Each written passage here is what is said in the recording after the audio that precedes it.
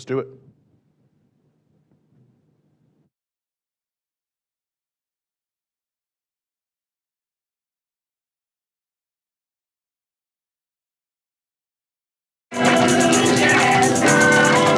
Revolution knows no compromise. Revolution overturns and destroys everything that gets in its way. Breakthrough.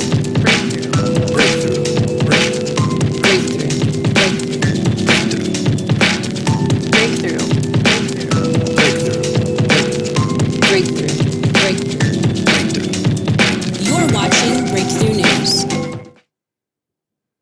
You are indeed watching Breakthrough News. This is the Freedom Side Live. YouTube, what's up?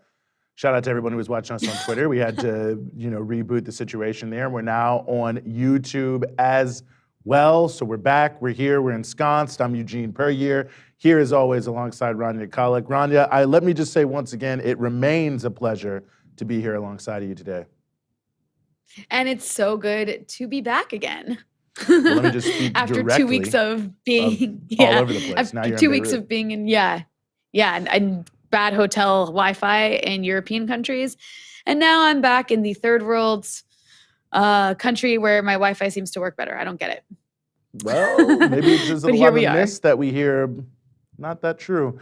Nevertheless, just to send a message to those of you who are on YouTube, it's a great time for you to remember that you can go ahead and hit subscribe so you can get all of the fantastic content that's coming out from Breakthrough News, and of course also hit the bell so you can get alerts on the same token. Fantastic things coming out again. I plugged it earlier, but I just want to plug again the Rania Khalek interview on Dispatches with Rania Khalek on the issue of poverty alleviation in China. I mean, they're all great, but that one's really fantastic, very much worth checking out. So subscribe, hit the bell, and if you're watching anywhere, including on YouTube, make sure that you share this feed. We've got a lot coming to you from the aftermath of Hurricane Ida, to the coup going on in Guinea right now, to farm workers working in terrible conditions in the fields here in the United States. So quite a bit to be said, quite a bit to discuss as we continue to go on through the show. So make sure you hit that share button so whoever's following you can follow us. And of course, everybody watching on YouTube, subscribe and hit the bell. One thing I just want to note before we get too deep into the show, that today is actually the 50th anniversary of the beginning of the Attica Rebellion in 1971, September of 1971. And of course, 43 people massacred in the Attica uprising.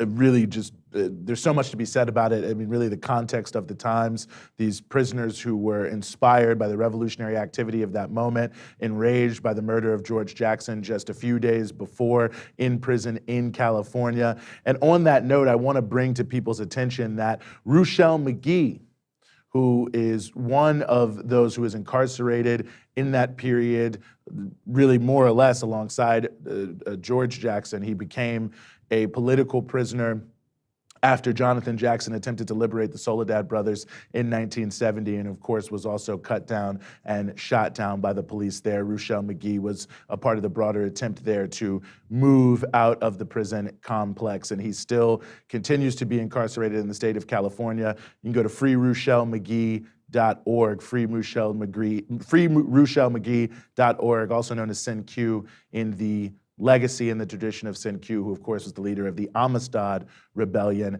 I mean, everything about the prison system really in his case. Sent to prison in 1963 for a alleged robbery as a teenager of a $10 bag of weed. They claimed he was trying to kidnap someone over $10 worth of weed. Obviously completely ridiculous. Became a jailhouse lawyer, was involved in this prison break with Jonathan Jackson, or attempted prison break there at the Marin County Courthouse. Continues to be incarcerated, over the age of 80 now. freeruchellmagee.org. Please learn more about him, advocate for him. Very important political prisoner in this country, and a living link to that period of rebellion that a lot of people are remembering today, again, on the 50th anniversary of the Attica prison rebellion. I certainly had the pleasure of being on the Socialist program, another great podcast hosted by Brian Becker, also came out earlier today on this issue, so feel free to check that out. But I just wanted to note really the ongoing efforts to free RUCHELL MAGEE from California prisons, and also, of course, the very, very important anniversary of the 50th anniversary of the Attica uprising. And talking about prisons, Rania, another, I think, very positive move in this regard. Not that long ago, just a few days ago, there was, I guess it was on Monday morning here in the United States, 6 individuals escaped from a top-level, maximum security, whatever you want to call it, prison in Israel, Palestinian political prisoners. Of the 6, 4 were facing life sentences. This was something that I believe, correct me if I'm wrong, Rania, had unfolded over months of them. They dug multiple tunnels and still have not been found. And their family members are now being arrested all across the occupied territories in Palestine. They're trying to turn the screws as much as they can on anyone who's related to these individuals to try to find them. And they all are from Jenin, which of course is one of the long-term strongholds of the Palestinian resistance. I have to say, Rania, I mean, I think for many people, it was a very welcome moment. I mean, of course, reminiscences of the IRA prison escapes from the maze and other situations like that. I think this is the 4th or 5th similar type of escape that have happened since the 1990s in Israel, if I'm not mistaken. But quite the moment, I think, in the Palestinian struggle. Oh, I mean, it's huge. You're talking about a maximum security prison. And I mean, this is in Israel, of all places, where you have to imagine the level of maximum security surveillance they have in a prison like that. And these 6 individuals over the course of several months used kitchen utensils, like a spoon, to dig what Palestinians are calling a freedom tunnel, which actually I love because, you know, the Israelis always call these tunnels that are like lifelines to places like Gaza, or that various resistance groups will use in order to move around underground. They'll call them terror tunnels. So I really like that they were calling it a freedom tunnel. But also, I mean, imagine, you know, how difficult that is in a maximum security prison. Like, to do that over the course of several months, to dig a tunnel from the prison to like a field further away. Yeah. How long that takes. You're always being watched. You know, like that, it's a very dirty job. Like, you get mud under your fingernails and dirt on your shoes and your clothes. So imagine the level of coordination and patience it took to dig out. And it's incredible. I mean, people woke up to that news on Monday and they were very happy in places like Lebanon. They were very celebratory about it. My mom told me it was one of the best pieces of news she's heard in months. And, Excellent. You know, more importantly, it's, you know, this goes to a broader issue of these are Palestinians from the occupied territories being held in prisons inside 48 Palestine, inside what's considered Israel, right? Which is already, you know, goes against violates all kinds of laws as the occupier, imprisoning these people inside of their territory who are basically political prisoners. And I just wanted to, while we're on this topic, remind people that there are, this number is according to Sami Doon, the prisoner solidarity organization in Palestine. There are currently 4,650 Palestinian prisoners in Israeli jails, including 520 jailed without charge or trial under what's called administrative detention, 40 women prisoners, and 200 child prisoners. What? Political imprisonment affects all sectors of Palestinian society, and this number is pretty jarring. Nearly 40% of Palestinian men in the West Bank and Jerusalem nearly 40% of Palestinian men in the West Bank and Jerusalem have spent time in Israeli detention. Wow. So just a reminder to those out there that these prisoners escaping was obviously a huge inspiration to Palestinians across the board, particularly those who are in prison. And as a result, there is somewhat of a prisoner uprising in jails across Israel, across 48 Palestine and beyond, where Palestinians are like burning things down on the inside. And of course, you mentioned the Israelis had not been able to find these 6 individuals yet. And so they're turning every, piece of furniture over that they can to look for them. And they're also harassing prisoners, not only the family members of these prisoners, but they're harassing prisoners in the prison, interrogating them, likely torturing people to try to find out, did they know anything about it? So something to keep in mind. There are, I believe, if you go to the Sami Doon website, there are solidarity demonstrations in various parts of the world. So perhaps if you live in one of those areas, you can join along and express your solidarity for these prisoners that I think did something really incredible and inspiring. Yeah, no, I think so. Absolutely, for sure. I mean, and obviously taking huge risks on so many different levels. And I think I appreciate that overview of how many people are being, unjustly charged and imprisoned on a number of different fronts. And of course, they're trying to invent every possible excuse for why this happened, that somebody was asleep. And apparently they had some sort of system that was supposed to block cell phone calls, but it was never turned on. I mean, of course, you never really know the truth of these things because everyone is trying to cover them. Yeah. Although I did think that was pretty funny, that the possibility of someone being asleep and a machine being like never turned on. It just gives a sense, I think, of the level of hubris too, if that is indeed true, that is operative in the minds of these prison guards and others. And obviously, none of it really mattered at the end of the day. So I think it's an important issue to watch on a range of different issues. I suspect we're going to see the occupation authorities, as you said, continue to harass people, perhaps even launch some sort of operation or something like that in order to save face. That is something that is, I think, not outside of the realm of possibility. And of course, in general, the situation in Palestine is always ongoing, really, and we're continuing to see so many different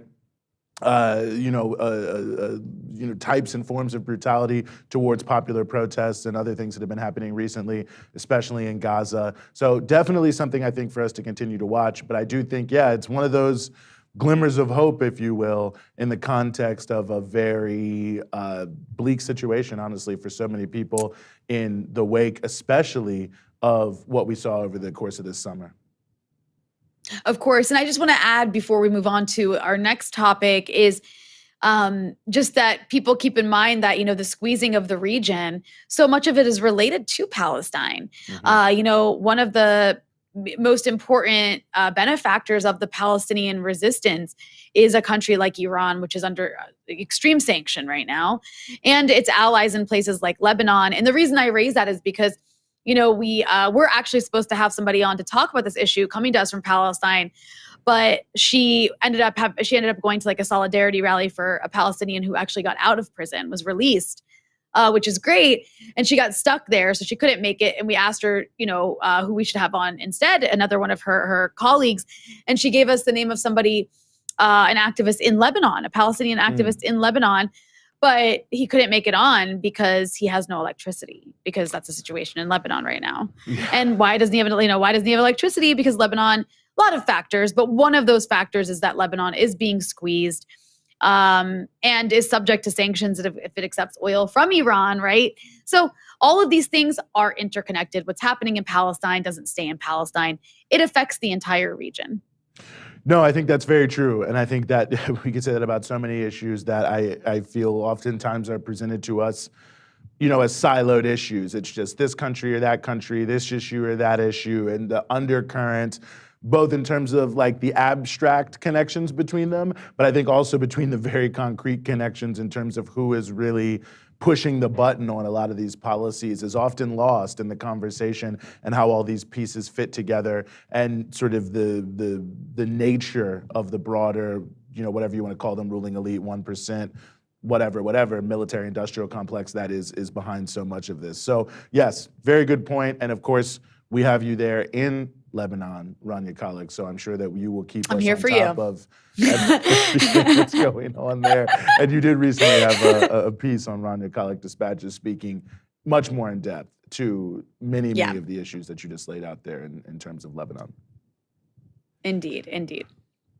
Well, let's move forward. I think, here in New York, we're getting into September. It's getting a little bit cooler. But of course, one of the big themes of this year really has been the proliferation of these just brutally hot days as it concerns climate change, and the deeper impact of what it means for individuals who are required to, because of their job, to work outside for all or most of the day, which is already hard enough, already brutal enough in many different ways, especially for farm workers. But it's getting worse and worse as the climate continues to warm. And of course, there, as you might expect, are not adequate protections in any way, shape, or form. And so a number of people and a number of outdoor industries are speaking up, but as I mentioned, especially farm workers. So we are very happy to have joining us here on the show as we continue Elizabeth STRATER, who is the Director of Strategic Campaigns, the United Farm Workers. Elizabeth, thank you so much for joining us. Hey, thanks for having me. Well, very happy to have you. And I really just want to start, if you could, give us an overview of what it's like for farm workers in this moment. I mean, I think people saw the huge temperatures all over the West Coast especially. I think probably have some sense that it's not that good, but give us a sense of what really are the conditions people are facing. Right. So, across the country, we're really seeing quite, marked increase in these unusual temperatures in places that aren't used to such extreme temperatures. And that is really where you do see some of the highest risks for folks. But especially across the Western U.S., from the Mexican border all the way up into Canada, this summer has broken a lot of records. These are really brutal conditions. And of course, farm workers aren't the only people that work outside. These are folks that are, you think about, there's all sorts of industries, an excavator, a landscaping crew, even some of the warehouse facility workers that we're seeing having really, severe issues with the extreme heat. Farm workers have, however, sort of a heightened risk. One of the biggest risks to them is that so many farm workers are being paid by piece rates. They are earning based on the speed at which they harvest or crate, or whether it's per tree or per bushel, they're paid by this piece rate, which gives them this perverse incentive to push their bodies beyond what the human body's meant to endure. And instead of being paid by the hour that they are out there laboring, they are getting paid, per pound of cherry or per crate of bundles of radishes. So the other really, and we don't need to be coy about it, the other pre-existing condition that farm workers are dealing with when it comes to heat, or which is very linked when it comes to air quality, they're dealing with the fact that more than half of the farm workers in the United States are undocumented. And so these are folks that are sort of, in all ways, they are working in, pretty extreme, if not geographic isolation, often both. And they really are disempowered from speaking up, from slowing down, from taking that break. To do what they need to do to preserve their life and to preserve their health. No, well, thank you so much for that context. I mean, the first question that comes to my mind is, are there regulations about what employers can or cannot do in terms of if it gets to a certain temperature? I don't know what may be out there to protect people.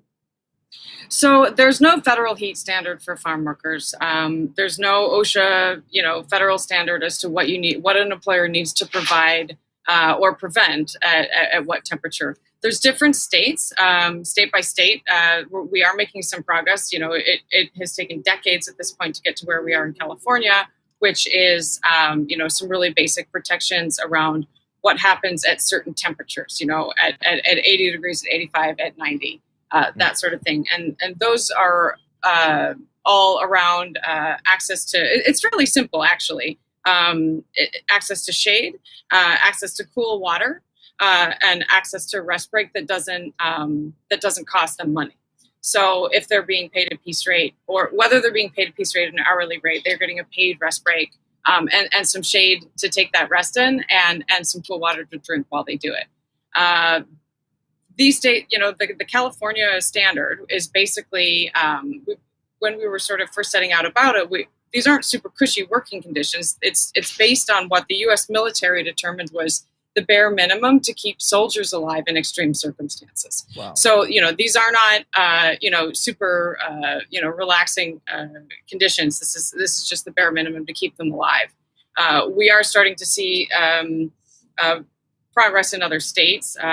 Oregon and Washington both created some emergency rules, with varying levels. In Washington state at this point, however, the emergency rules, for the majority of it, as far as shade and things like that, they don't need to provide anything until 100 degrees, which is clearly too high to save lives. So even as we look at this California standard, which is at this point, the strongest permanent standard in the country, migrant workers, farm workers are quite likely to be mobile. And so even as they're moving from state to state, a federal standard would even protect California workers, because then workers have clarity on what the rules are, and it would also free up the federal resources that are needed to both collect data and to enforce these rules. It really just feels like, it just seems wild to me that there's no federal standard. This is something that it just, wow, in a way, I'm just blown away by that. But I mean, it just feels like this is part and parcel of so many challenges for farm workers, whether we're talking about labor organizing, health and safety on the job, that farm workers are just left out or purposely excluded from protections that even other workers are, even though they're not great, certainly do have at least some semblance of. Yeah, and it really surprises people. The two sort of basic federal labor standards in the country, the Fair Labor Standards Act and the National Labor Relations Act, farm workers were excluded from those laws, along with domestic workers in the 1930s when they were written. And that really does, you sort of reflect back on what the barriers were then, which is that Southern congressmen were not willing to extend these labor protections to workers that they traditionally associated with slavery. And it's really not that much different now, as far as this is a category of worker that for some reason, one industry has been given, some free pass on using up the human endurance of these workers in a way that is, that is distinct from other categories of workers. And I do think that there's a racial element, and I do think that at this point, there, probably the strongest issue around it is that these are workers that have been here for 10 or 15 or 20 or 25 years, working in some of the most dangerous and grueling and deadly conditions in this country. And we still are at a point where they do not have a path forward to legal status. I mean, it really is. Until we address this. Yeah, until we address this holistically, we're going to continue to see these rates of death. No, I think that's a very, very good point. And I know that one of the things that you all have been doing and highlighting, and I have enjoyed the videos, is calling on some of these lawmakers to see what it's really like to come work for just one day in a farm worker's job, which I'd like to think would probably change their minds. I'm curious what the response has been from the senators and Congress members who you've reached out to.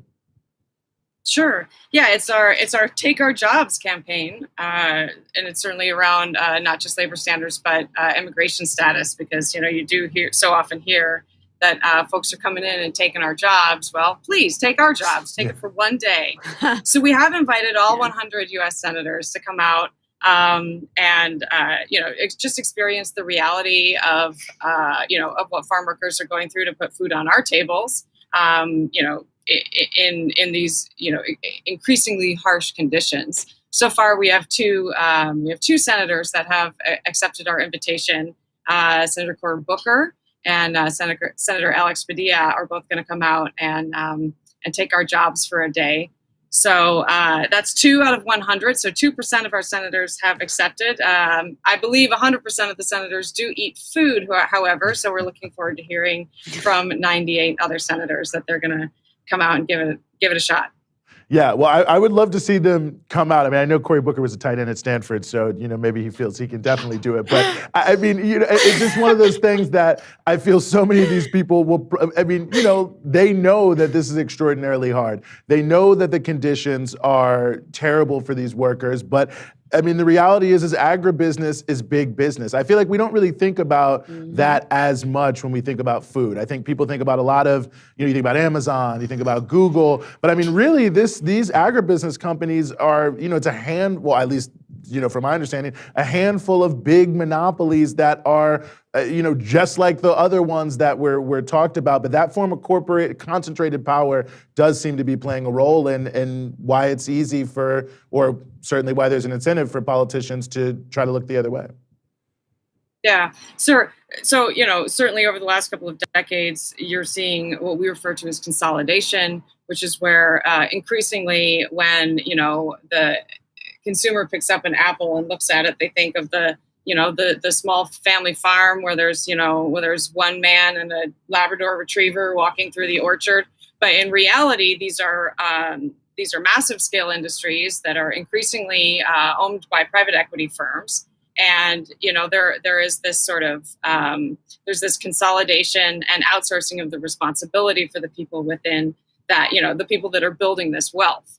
Same as you're going to see with Amazon and some of the other, big corporate interests. So it's increasingly what we're seeing in agriculture. So what we're really, as climate change deepens and as, we continue to stall on, building a path forward for legal status, what we're really seeing is that these workers that we have been for the past year and a half been lauding they're so essential.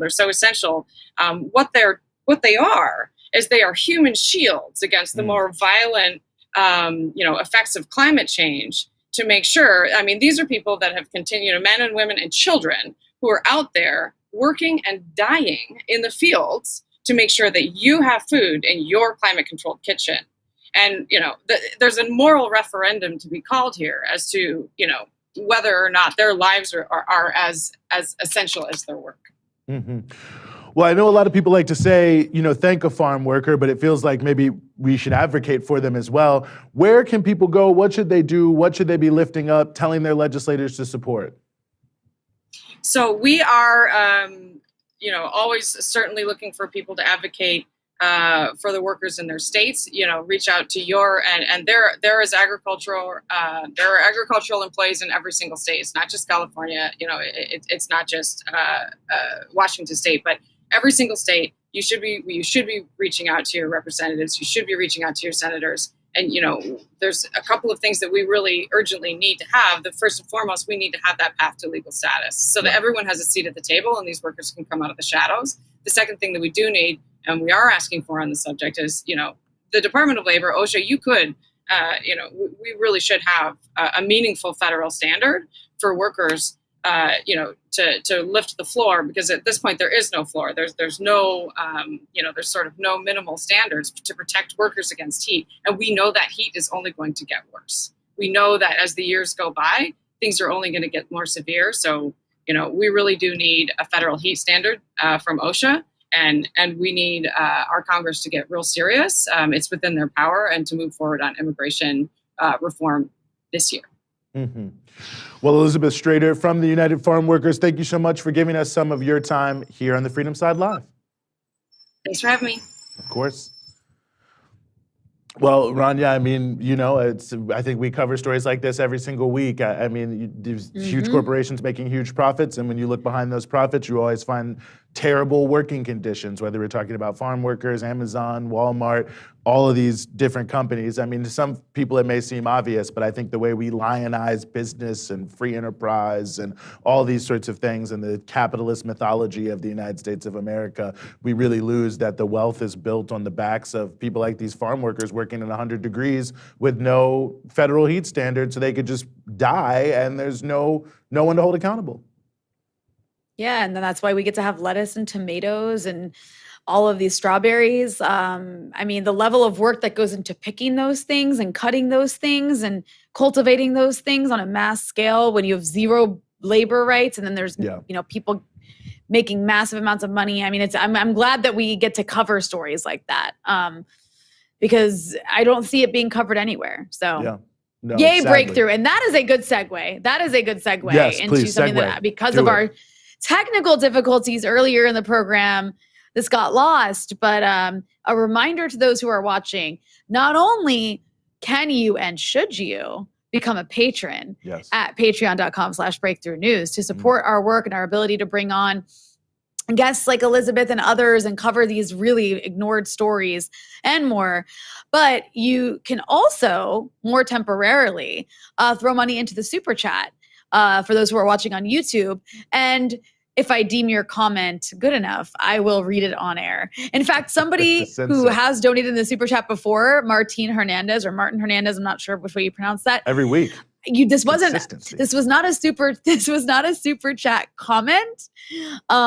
However, we were talking about ATTICA, and then we talked about prison breaks, and our friend Martin Hernandez asked about Juan, said, speaking of prison breaks, Juan is just to my left. There's no booth, there's no glass. I don't see him at any moment. You cannot leave at any moment. I don't see him. Once this live stream is over, he's fine. Don't worry, he's in the open air. It's fine. Just because he's not on camera doesn't mean anything happened. Well, while we're laughing, Rania, why don't we go to something I've been laughing about? Well, real quick. Please, go ahead. clip. I feel like we should also remind those who are watching, because I feel like a lot of people who are watching are excited to see our upcoming content. We will be speaking about the coup in Guinea, the military coup in Guinea, and we also will be speaking about recent developments in Ethiopia. So we have great guests coming on very shortly for that. So if you're here to watch about those topics, stay with us. Sorry, go ahead, Eugene. Guinea, Ethiopia, recovery efforts in Louisiana. It's all good. It's all interesting. Stay for the whole show. It's going to be great. If you have not already, make sure you hit that share button so whoever's following you can follow us. But yes, this clip, which comes from the Joe Rogan show, he had the now infamous North Korean defector, Yomi Park, I believe her name is. And it's one of those things where you really feel like anyone just can believe anything these days, but she made some interesting claims on the Joe Rogan show that I feel we should show you. They are floating in the rivers, and then they also, train stations somehow had a lot of dead bodies because North Korea is very cold, and there's a train waiting area, and North Korea has one train go to one distance like once a month, and like here it would take like 1 hour to go the other place. In North Korea, it take a month at least to go because there's no electricity, and sometimes people have to push the train. They have to push the train. Yeah. You're laughing. I'm not even sure Joe Rogan believes that, to be honest with you. Have to push the train? I mean,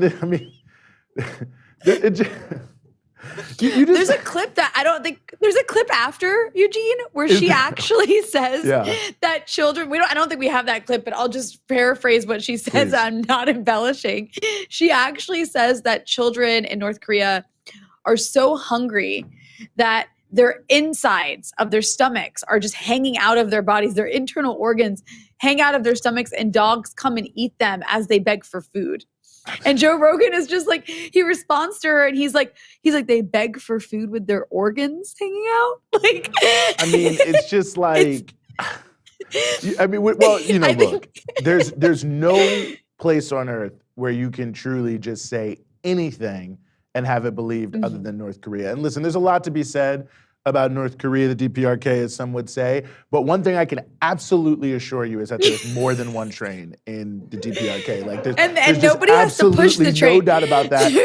Look, I'm certain. I'm not there 365 days out of the year. Maybe there is someone someday pushing a train, but there's actually a fair amount of commerce in the DPRK.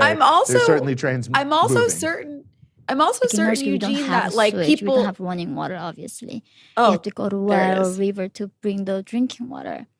And there's a young teenage boy, I think, lying down, and his intestines coming out of his back. When you're really malnourished, that thing all opens up. You got zero fats. Every hole all opens.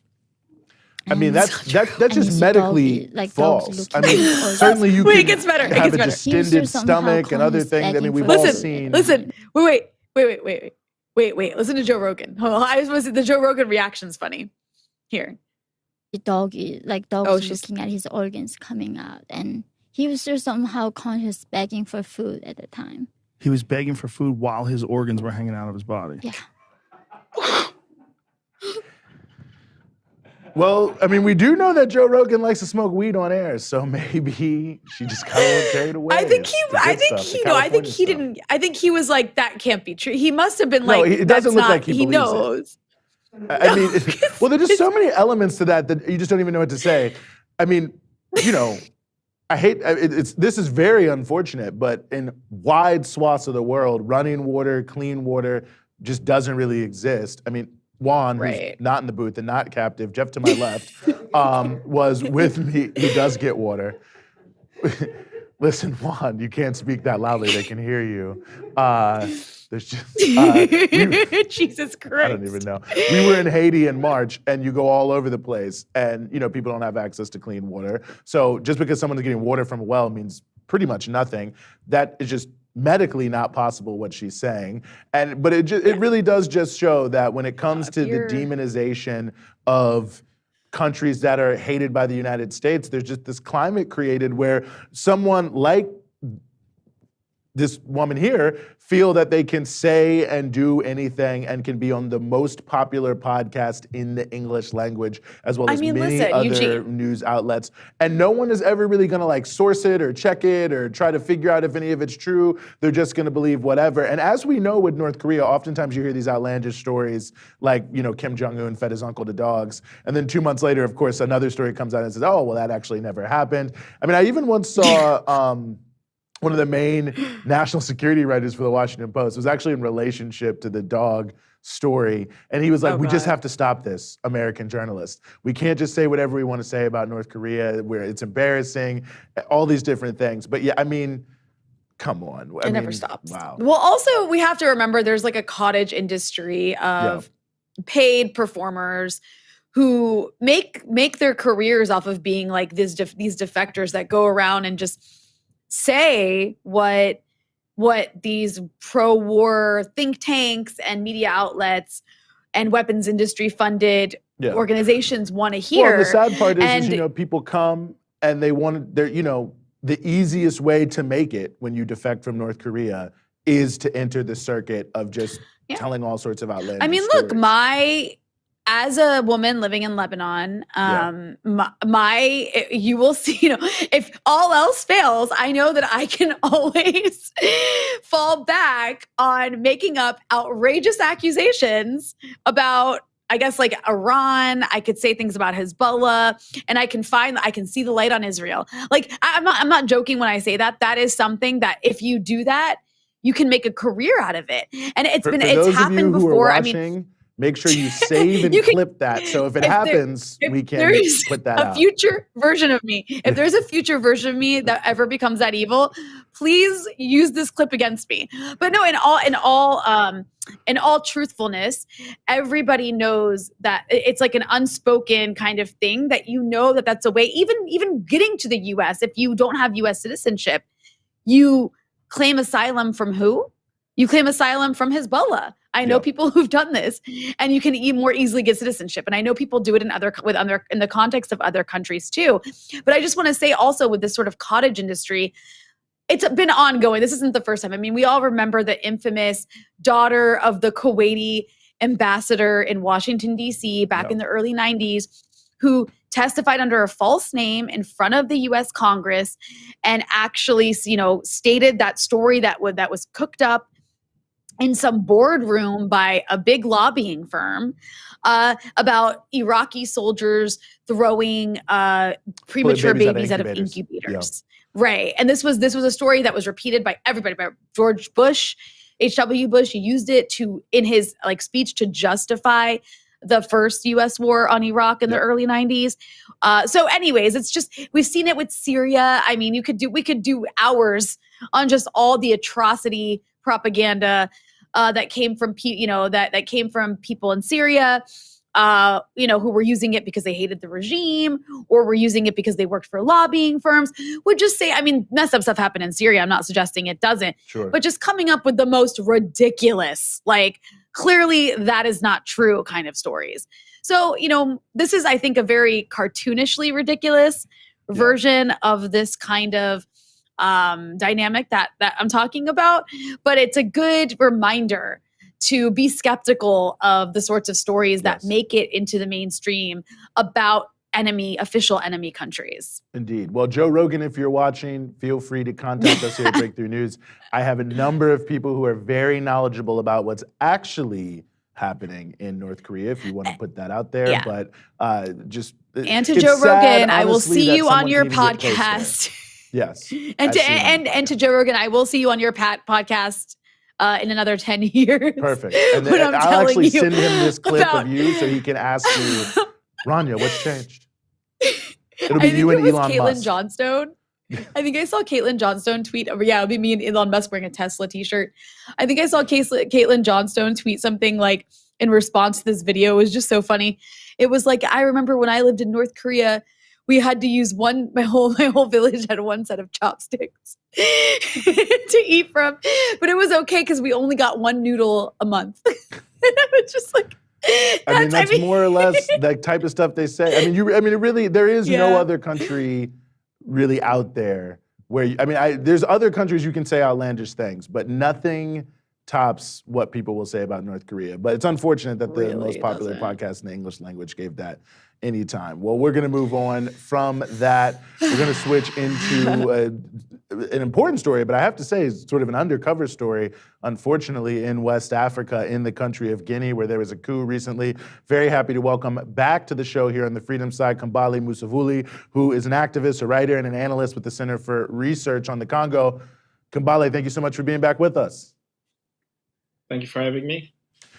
Well, just for those maybe who haven't seen it, can you just give us a capsule view of what took place in Guinea with this coup? Well, where do I start? I mean, I'll try to be as brief as I could. A few days ago, on Sunday actually, a group of soldiers, special force soldiers, could present them as such, went to the palace, took the president hostage, and took control of the country.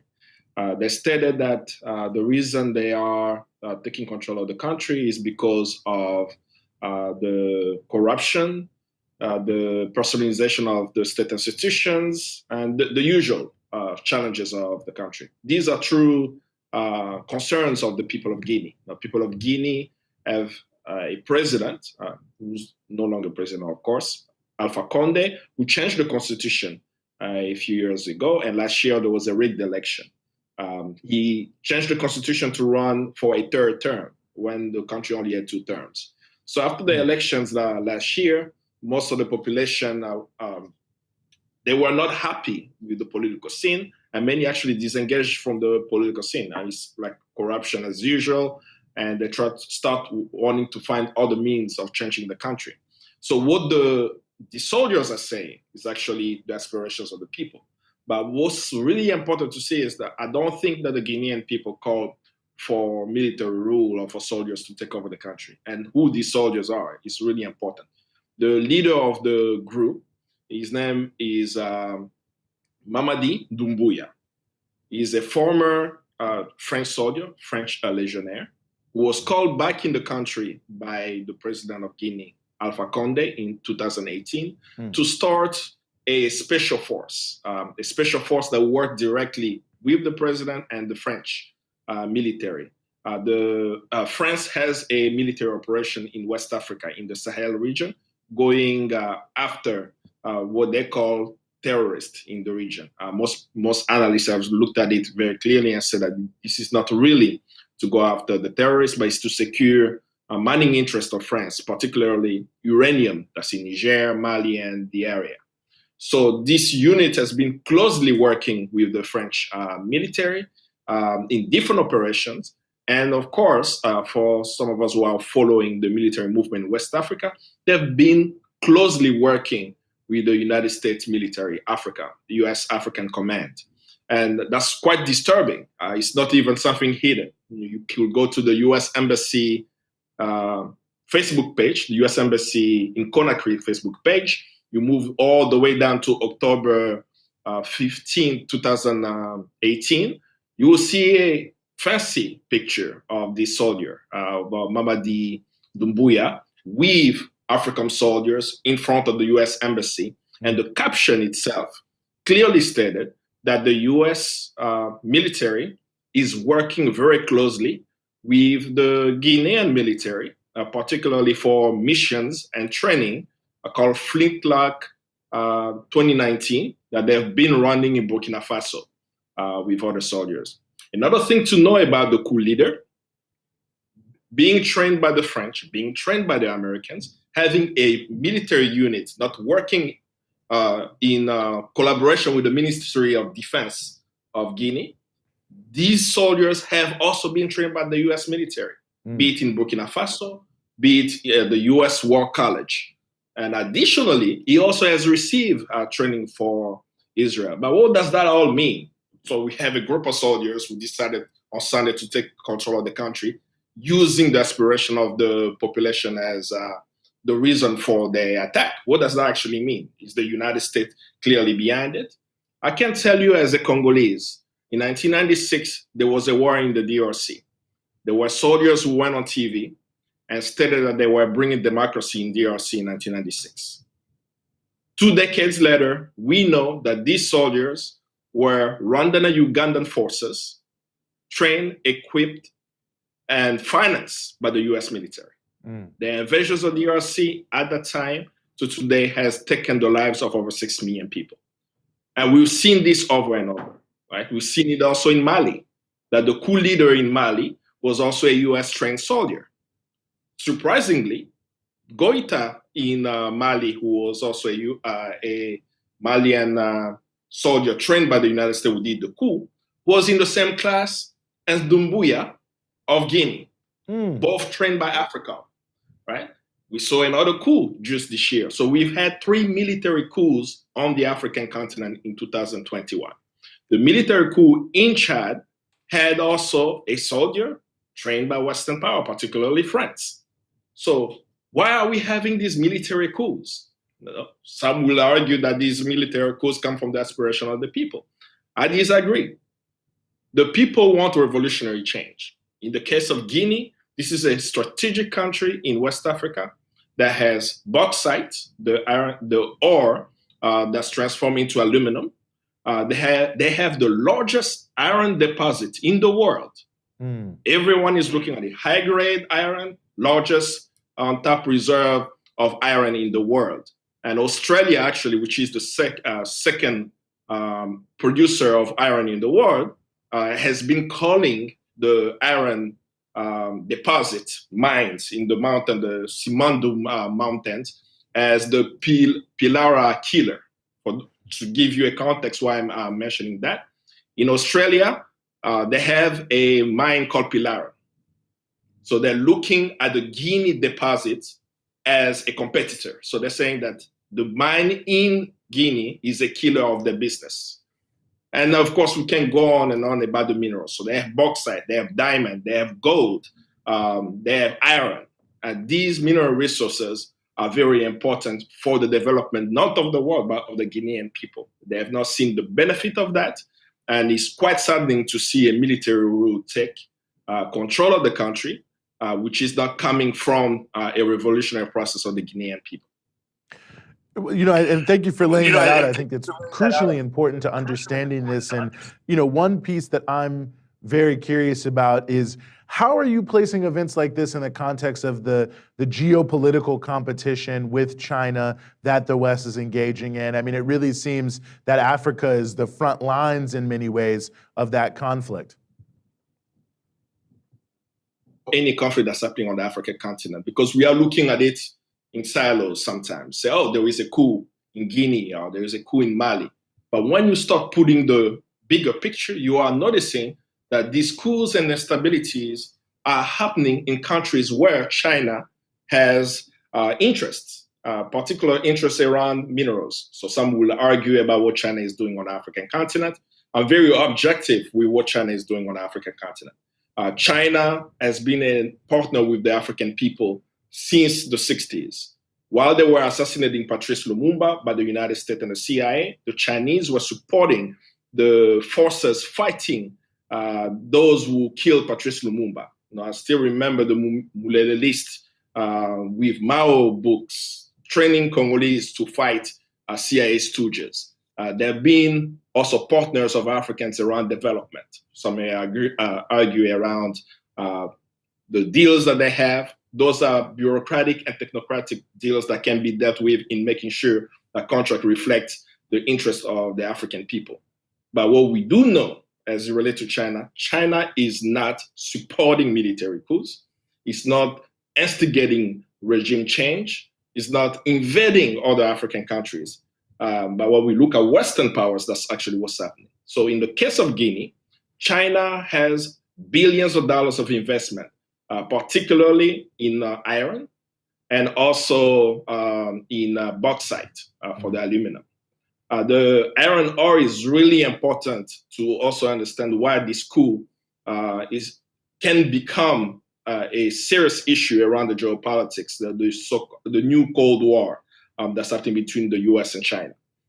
For those who are following it closely, you know that Australia and China right now are in conflict. Australia is no longer a trading partner with China, and China used to get its iron directly from Australia, right? Most of the iron that China actually used came from Australia. So now they don't get the iron from there. They actually have a better price, better quality iron ore right in Guinea. After getting access and control of this iron deal, now there is a military coup, which is going to bring everything else to be renegotiated, discussed, and so on. But that's not just happening in Guinea. It's also happening in DRC. As we speak today, Chinese investment in the DRC are all being renegotiated. Now, what has unfolded there? In 2006, from 2001 to 2006, there were Congolese who engaged with China to have a deal that will help the DRC. In those deals in DRC that we struck with China, it was a $9 billion deal for infrastructure and mineral swap. China will get copper and cobalt. Congo will get roads, hospitals, schools built. Surprisingly, this was not liked by the United States. So they put pressure on the Congolese government. And in 2009, this deal was renegotiated. On the Financial Times, actually, the Chinese ambassador at the time stated that the Western powers are blackmailing the Congolese government. This deal became $6 billion in 2009. Strangely enough, we speak this month, right? We are in 2021. The Congolese government, after pressure of the US ambassador and the US government, they are asking the Chinese to renegotiate the $6 billion deal that they renegotiated already in 2009. And the question I put out was, those who are putting pressure on the Congolese government, do they want Congo to have roads, hospitals, schools? What's the interest of continuing to decrease the development of the DRC that's needed? And one particular thing from the deal in the DRC that's connected to Guinea is that there is a deal to build a dam, an electric dam that was given to the Three Gorges Corporation to actually build. That one last month was taken away from them and given to an Australian company. And the Australian company, Fortescue, is also in Guinea. So I will talk about Guinea right now, talk about the coup. At the same time that there is a coup there, an Australian company has taken a deal that China had in DRC, right? And then we can continue to look at the different countries of what is actually happening and the pressure that's happening on African governments, where they would tell them, well, you need to renegotiate the Chinese contract before you get any money from the World Bank and any review from the IMF. So this coup, I'm clear, is an expression of the new Cold War, where the US is flexing its powers, using direct and indirect means to put pressure on China and remove China as a trading partner on the African continent. And for us as Africans, we must be very careful about what is happening now. No, I think that's very important. And you know, one other element of this that I just wanted to speak to, and certainly anything else you want to throw, is that the excuse behind a lot of this from the Western powers, whether it be in DRC, whether it be in the Sahelian region, now in Mozambique, is, well, ISIS is coming to Africa, and we have to push back against reminding ourselves the just having left Afghanistan, almost a redux of that kind of war propaganda. Well, we must be more in Africa because we have to counter terrorism. And I'm curious what you think about that.